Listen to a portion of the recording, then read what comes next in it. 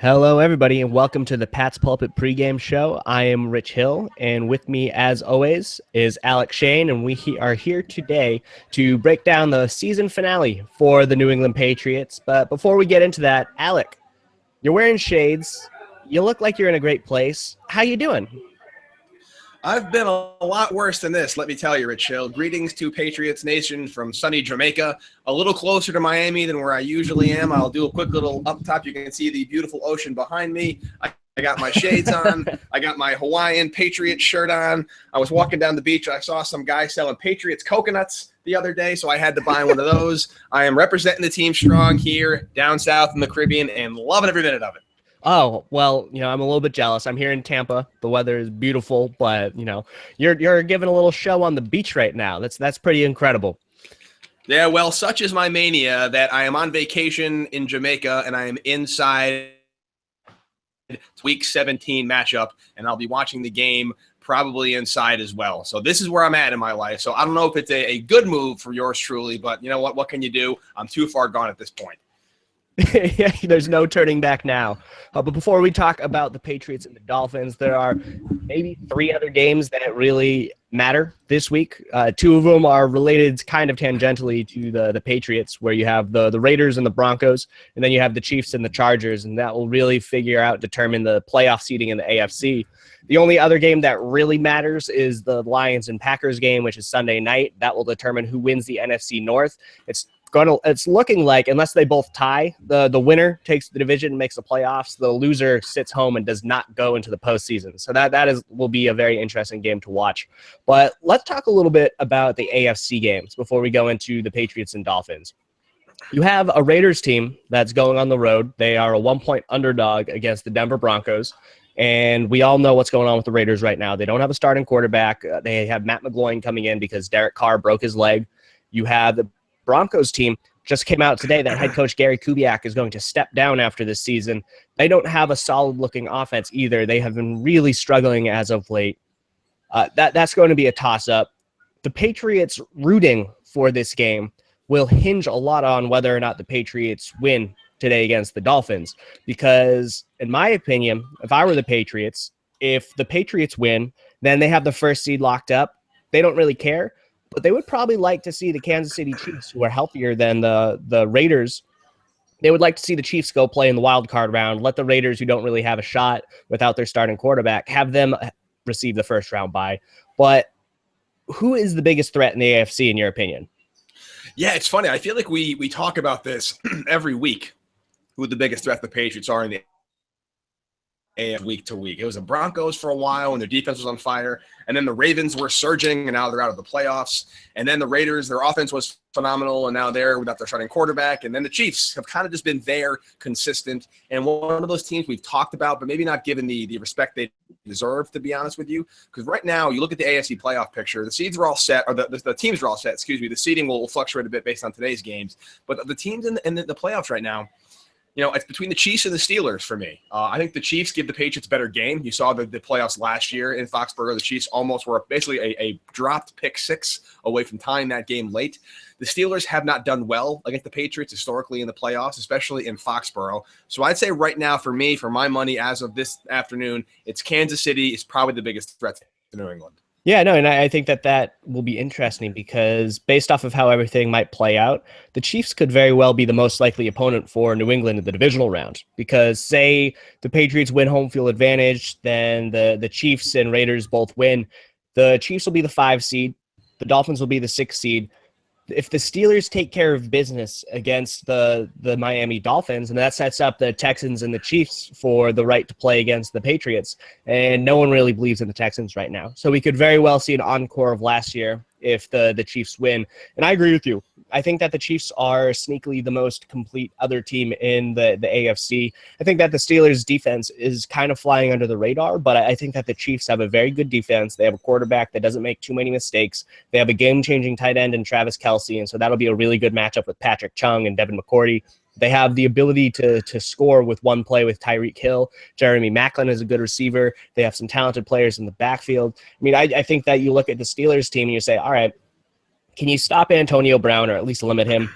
put the rest of your attention on Le'Veon Bell, and you're going to be pretty good. You're going to do a pretty good job of stopping them. But I feel like the Chiefs, from 1 to 5 of their skill players, are a little bit deeper than Pittsburgh. They are. They also have that big playability, as you mentioned. The Patriots are very good at not giving up the big play. But I think Tyreek Hill is a very unique threat. The Patriots haven't really seen a guy that fast and that explosive this season so far. And Travis Kelce probably the second best tight end in the game behind Rob Gronkowski. And the Patriots have struggled a bit with really solid tight ends. So obviously we're talking kind of get ahead of ourselves a little bit here. They may not even face the Chiefs depending on how the playoffs shake out. You never know. But right now, looking at the playoff picture, especially the AFC playoff picture, probably going to end up seeing Kansas City at some point if I had to guess. Yeah, no, absolutely. But before then, Patriots have to get through Miami. They are definitely playing for home field advantage. If you just looked at the inactives, I'll announce them right now. The Patriots will be playing without rookie cornerback Cyrus Jones, rookie wide receiver Malcolm Mitchell, veteran wide receiver Danny Amendola, fourth string tackle Adrian Waddle, third string quarterback Jacoby Brissett, fifth string running back DJ Foster, and fourth string safety Jordan Richards. All of these players were expected to be inactives. The first three, Jones, Mitchell, and Amendola, are dealing with injuries. The Patriots are really set on having them return for the postseason. The other four are very much expected to be inactives. Waddle and Foster have been inactive for most of the season because they're just so far down the depth chart. But I think that the Patriots, they're going to play Donta Hightower. They're going to play Martellus Bennett and Brady and Matthew Slater. Every single player who has been nicked up as of late is going to be playing because the Patriots are really, really trying to get this home field advantage. I think that we put a lot of weight on the Patriots getting the number 1 seed after watching what happened last year when they went into Denver. I don't think that that's truly fair to say that home field advantage swung the entire playoffs for the Patriots, but it did play a major factor. And you look at what the Dolphins are doing, they are resting a lot of their starters. We were talking before the show, and it seems like the Dolphins are kind of treating this like a mini bye week. They're resting quarterback Ryan Tannehill, who has not practiced yet. He has an MCL sprain, but they are also resting starting linebacker Jelani Jenkins, starting cornerback Byron Maxwell, starting defensive end Mario Williams, and then 3 other really depth players on offense and 2 tight ends, Thomas Duarte and Dominique Jones, and wide receiver Leonte Carew. But you look at this defensive side of the Dolphins, they're down a lot of players. You know, they're down both of their starting safeties, Rashad Jones and Isa Abdul-Qudus. They are both on the injured reserve. Koa Misi is a starting linebacker. He is also on the injured reserve. And then you're resting 3 of these other players. So effectively, the Dolphins defense will be down 6 starters. How can the Patriots take advantage of this? And is there any excuse for the Patriots not to win? Well, there's always an excuse. We're good at making excuses if the Patriots drop a game, but we'll get to that when we have to. Well, one thing that might be a problem, I don't know if you talk about the field conditions. I think it's Hard Rock Stadium now is the name of the Dolphins Stadium. They played a bowl game there on Friday night. The field's an absolute disaster. Apparently, it's very muddy. It's very slippery. So that's an injury risk already. And it also means that there should be some unsure footing on both sides of the ball. So if I'm the Patriots, what I'm going to do is I'm just going to run LeGarrette Blount into the ground today. I'm going to run him early. I'm going to run him often. You talked about how banged up they are on the defensive side of the ball. I'm also going to use James White a lot because especially with Malcolm Mitchell out, Danny Amendola out, those are 2 starting receivers who are not going to be seeing any time today. Should be a good day for James White to get a lot of reps in the receiving game perhaps. Hopefully Tom Brady won't be throwing it too much. I don't want to see him air it out too much with these receivers not really being at full capacity and the field being a little messed up. So I think it's going to be a very big run-heavy game today. No, I agree. And I get a little bit of shades of the 2009 season finale when they were playing against the Houston Texans. Completely meaningless game. Wes Welker goes down with the torn ACL just because of the terrible, terrible field positions. I believe it was Reliant Stadium. But the Texans field was in terrible shape. And the Dolphins field is bad because they just played a bowl game between Michigan and Florida State. Notably, tight end for Michigan, Jake Butt, tore his ACL or MCL. They're still going through the test there, but it shows that this is a very, very questionable field. The Patriots need to be very, very careful. But I think speaking to the current injuries that are at play here, the Dolphins are going to be very, very weak up the middle. And I agree with you fully that they need to take advantage of the running game, because the Dolphins have been terrible. They've been the worst run defense in the NFL over the past half of the season, second worst run defense over the course of the entire season. So if LeGarrette Blount can go out there and get going, if he can get to that second level, which is clearly weakened because they don't have their safeties, they're down to linebackers, they don't have their starting cornerbacks. If the Patriots can get to the second level, then LeGarrette Blount would have a very, very good opportunity just to move past them. But on that same vein, I think that we need to see a big game out of Martellus Bennett. We haven't really seen too much of him having great games as of late. I think that he needs to really wake up at this point in time. He had a 100-yard game, I believe, in week 2 against the Dolphins. He should be able to do it again, especially considering that the Dolphins linebackers and safeties are pretty weak. And you look at what the personnel the Patriots use to attack those positional groups, tight ends and running backs. And whether it's in the running game specifically, or as you said, using James White and Dion Lewis out in the flat, or Martellus Bennett up the seams, I think that those are the players that are really going to step up against this Dolphins defense. Question to that I have for you, Rich, is, Martellus Bennett has been dealing with the end of the season, seems to be more or less healthy now. And we talked about who's active, who's playing, who's not. You think there's a chance that maybe some of these starters who are active today going to play but still dealing with an injury, among them being rested for the playoffs? Yeah, no, I think that the Patriots need to be very careful when they move forward. They need to be aware of how their game script is playing out, whether it's worth it to keep certain players out there. If in the third quarter they're up big, then you know what? Rest everyone. The second that the Patriots feel like they have a 99% chance of winning this game, send in the backups. I think that the Dolphins agree that neither team wants to get hurt this game. Both teams are getting ready for the postseason. And I think that Bill Belichick specifically will look at how he approached the game last season. And we should talk about that a little bit, because the Patriots season finale in 2015 was an absolute disaster. Patriots were playing Miami again down in Miami, and the Patriots strategy was the worst I've ever seen out of a Patriots offense.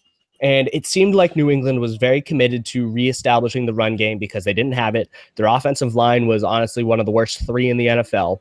They brought in veteran 32-year-old Steven Jackson off the street. He might have even been older than that. They brought in Steven Jackson off the street, and they said, all right, we need to figure out a way to establish the run. They did not. They looked terrible. They did not do anything in the run game, and it kept the Dolphins in the game. And once they got to the second half, the Dolphins had the lead, and Miami felt like, you know what? We can play spoilers right now. We can win this. And I think that the Patriots, what they should have done is said, all right, Miami, you're out of the playoffs. This is last season, of course. Miami, you're not in the playoffs. We're going to run it up big and give you no incentive to play hard in the second half. And I think that that's what has to happen here, is that the Patriots need to come out hard in the first half. They need to build up an early lead and make it so both the Patriots and the Dolphins look at the second half and say, all right, regular season's over. Let's put in our backups, treat it like a preseason game, and move on to the playoffs. Now, can you do that, Rich, run it up big against the Dolphins? If you are going to go with a run-heavy offense, as we both know, that's more of a grind the clock out, methodical, slow drives to end in touchdowns. Can you do that with that kind of strategy, especially who's running very well? He's active today. He had one of the 200-yard game, I believe, last week against the Bills. He was not really a factor in week 3 whenever the Patriots played the Dolphins. It was week 2, whenever these two teams first met. Very different teams, very different game. Can you really have that kind of strategy? You run it up big while running the ball on the Patriots side of the ball and having to stop a guy like Ajayi who can also kill the clock.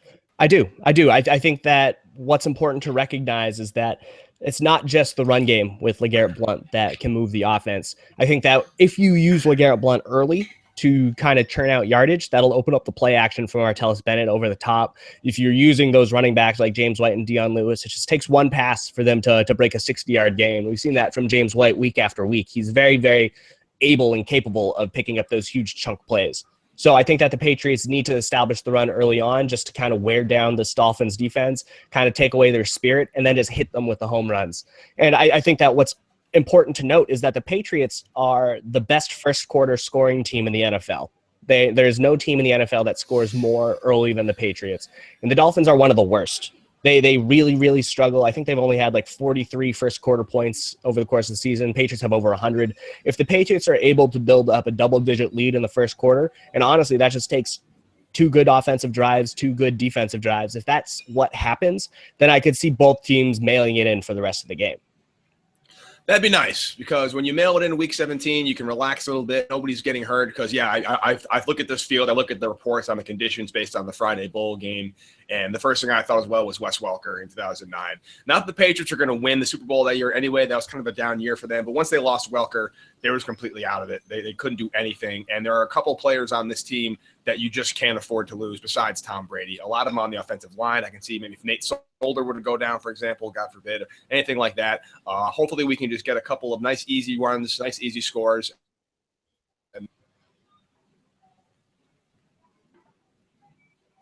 No, I agree. And I think that if you look at the Patriots offense as a whole, you don't want anyone to get hurt. As you said, you don't want anyone to get hurt. But I think that for me, let's look at the matchups. All right, let's look at figuring out how the Patriots are going to attack them. I know that we said that use tight ends and running backs, but I think that a good performance from the Patriots offensive line is what they were looking for last year in the season finale. I think that the Patriots offensive line now is a top 10 unit, which is a complete reversal.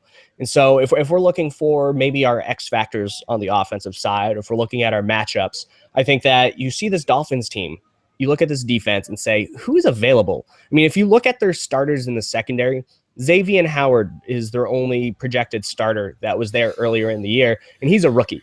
And then you have Kiko Alonso, who was added this year. He was acquired from the Eagles. Then you have Cameron Wake coming off of the Achilles and Ndamukong Suh.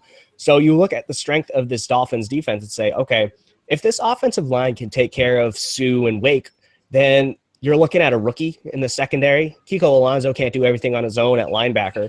And so I think that the Patriots offensive line is the key to winning this game early on. And I think specifically, looking back at week 2, the Patriots used rookie offensive guard Ted Karras for half the game against Ndamukong Suh. And he did a pretty okay job. But this time around, we'll have Shaq Mason, who was dealing with a broken hand at that time. Shaq Mason's out there. He's playing the best football of his life. He's been very, very consistent. And then you have next to him Marcus Cannon. So you have Mason and Cannon against Suh and Wake. And I think that that's the matchup that's really going to dictate and decide how this game plays out. Makes a lot of sense. I'm also going to add in fullback James Devlin to that equation. A, because I love James Devlin. I think B, just the blocking game he had, especially last week against the Jets.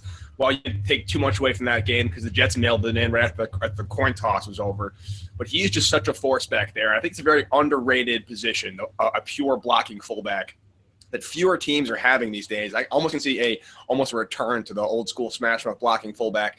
As usual, kind of teams like to copy Bill Belichick and do what he does. So look for James Devlin to open up a lot of big holes for Blunt today as well. He's my offensive X factor. Okay, so my question to you is, I know that we talked about Blunt, but we saw the other week against the New York Jets, the Patriots really turned the reins over to Dion Lewis, and the same thing against the Broncos. They've really, I guess it wasn't really Dion Lewis last week, but against the Broncos, they used Dion Lewis a lot. Do you look at this Dolphins defense and see their strengths in their defensive front seven and say, do we want to run Blunt, who is a bigger back? Do we want to try and take advantage of the messy position and say Blunt's going to be optimal to take care of them? Or do you think that they're going to use Dion Lewis, who might be a little shiftier, might be able to make those defensive backs miss at the second level? Do you think that he's the better option in the backfield? Yeah, I guess it depends on how you really foresee the front four versus the front five of the Patriots shaking out. I think that if you can get to that second level, that's Dion Lewis territory right there. Their linebackers are weak right now. Their secondary is banged up. There are not a lot of great tacklers beyond that defensive line. So if you can get Lewis into that open space, he can make 1-2 guys miss and he's gone. However, again, I look back at that Washington game when he blew out his knee and tricky field. I really don't want to see that.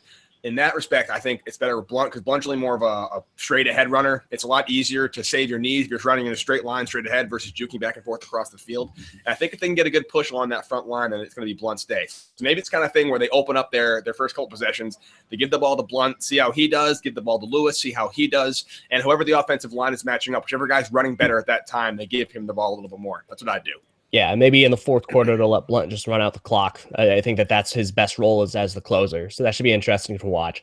Moving over to the other side of the ball, let's talk about the Dolphins offense against the Patriots defense, because the Patriots defense will be at full strength. Donta Hightower will be playing. There's no one resting on the defensive side other than like rookie cornerback Cyrus Jones, who's not really a part of the game plan. You look at how this Dolphins offense managed to claw their way back in the second half of week 2.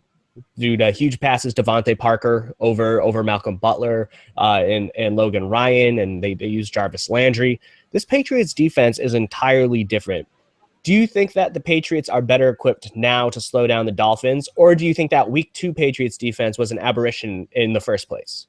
Yeah, it's really tough to gauge because there's such in New England in this one. You know, it was Jacoby Brissett for the bulk of that game, and that was such a different strategy offensively that kind of put the defense on their heels a little bit. Brissett had a hard time getting a lot of drives going. The defense didn't have a whole lot of breaks. And so with those big plays, if you're chasing down, even if there's just one guy running a deep route every single snap and he's not getting the ball, that's still a defensive back that has to run back and forth with him, and they're going to get tired out eventually. On the flip side, though, they also now have Jay Ajayi, who is a very legitimate running back. He's a very legitimate running threat, and Matt Moore is now their quarterback. And while Matt Moore he's probably one of the better backup quarterbacks in the league, as we've seen the past couple of weeks, but he still needed overtime to beat the Bills. The Jets were the Jets. He only threw, 12 passes in that game, so he hasn't really been tested yet. So I would expect the Patriots to sell out to stop the run, as they have in the past with these untested quarterbacks. Expect Matt Moore to beat them deep and take advantage of turnovers. So I imagine they're going to be testing them in that respect, and therefore it's going to be a different game because they're going to be inviting the deep play as opposed to getting burned by it when the Dolphins were down, but was 24-0, and they kind of had to score quickly to make up points. No, I agree. I think that the Patriots have kind of mastered this game plan over the course of the season, whether it's by playing the Bills or by playing the Jets, by playing a lot of these teams in the second half of the season where they are offenses that rely heavily on the rushing attack, and they're quarterbacks that are very capable of dropping a deep ball. And Matt Moore is very, very capable. The Dolphins have a lot of home run hitters. You know, the Kenny Stills is one of the fastest players in the league. Devontae Parker's a big target down the field. So I think that the Patriots are going to say, Matt Moore, you're like a 58% completion rate passer, 57.5. You are not the most accurate of quarterbacks. What we're going to do is sell out to stop Jay Ajayi. We're going to use these 5 defensive lineman sets, and we're going to say, Jay Ajayi, you're not going to move the ball. You're going to carry it 2 yards per carry tops. And we're also going to say, Devin McCourty, Daron Harmon, you're over the top. We're not going to give up 30-yard chunks. So Matt Moore, we're going to force you to lead extended drives. We're going to force him to carry or to lead 8, 9, 10 play drives. And if they leave with a field goal, Patriots will take that because they know that the Dolphins won't be able to sustain those drives over the course of an entire game. And I think that you look at the matchups, I think that the Patriots defense is far better now than what they were back in week 2. And I think that the Patriots defense actually matches up better now because Jarvis Landry had a pretty great game against Malcolm Butler. But I think we've seen Butler grow on a week-to-week basis over the course of the season. I think that Butler now is a far better player than he was back in week 2. You have Eric Rowe, who I think provides a much better matchup against Devontae Parker than Logan Ryan. Eric Rowe is 2 inches taller than Ryan. He's done a really great job locking down these tall players. And that leaves Logan Ryan in the slot to take care of Kenny Stills. And that'll be an interesting matchup. We'll see how they do that. Justin Coleman actually covered Kenny Stills back in week 2. But I think that the Patriots top to bottom in the secondary are stronger. You look at the defensive front, I think that they're doing pretty well. I'm interested to see if Malcolm Brown has a bigger role this week than he did last week when he was in the doghouse after missing a meeting. So we'll see if Malcolm Brown and Alan Branch can hold down the middle of the field. But I think you look at the personnel of the Patriots right now, everyone's more involved. They have that 4-man rotation at defensive end because remember, Rob Ninkovich was suspended for week 2. They've added Kyle Van Noy, Donta Hightower, Shea McClellan. They have a lot of depth in their defensive rotation in the front. Do you think that the Patriots will be able to stop Jay Ajayi, or do you think that their best hope is to try and limit him? Again, like Jay Ajayi, he's gone off. He's a streaky runner. And I think he's the kind of guy, kind of like Blunt, in that once LeGarrette Blunt gets going and starts churning out yards, he becomes somehow unstoppable, and you can't really contain him no matter what. So if they can stifle Jay Ajayi early and not let him pick up chunk yards, then they can definitely do that. The problem is I can just see a situation where they go like an off tackle or an end around where Ajayi just busts one for like 40 yards early. And if that can happen, I think the confidence is going to get up and they're going to be able to run him a lot more. But again, I think that the overall strategy for Bill Belichick is going to be to make Matt Moore beat them. And if you can basically put 7, 8 guys, any real running back can, except for the elite running backs, which Jay Ajayi is not there yet. I don't think any running back can really beat up 8 guys at once. So it really is, can Matt Moore put the team on his back? I don't know if Matt Moore has ever started a playoff game. I don't think he has. I could be wrong on that one. So this could be a situation where Belichick decides to humiliate Matt Moore a bit, make him lose his confidence, and go into the playoffs next week, whoever they may be playing, having just been kind of picked off 3-4 times by the Patriots, kind of rattle a little bit. And I can almost see Belichick kind of planning ahead, as he likes to do, to take the Dolphins' playoff spirit today as well by forcing Ajayi for very limited carries, force Matt Moore to throw it, make him realize he's not the guy to lead the Dolphins to the promised land, and then they come into their wild card matchup a little bit defeated. Yeah, no, I can't help but always compared this game to the earlier game against the Broncos. And remember back then, what was it, week 15? The Broncos were not the favorites. I mean, the Patriots were clearly favored, but all the talk was going towards the Patriots can't play in Denver.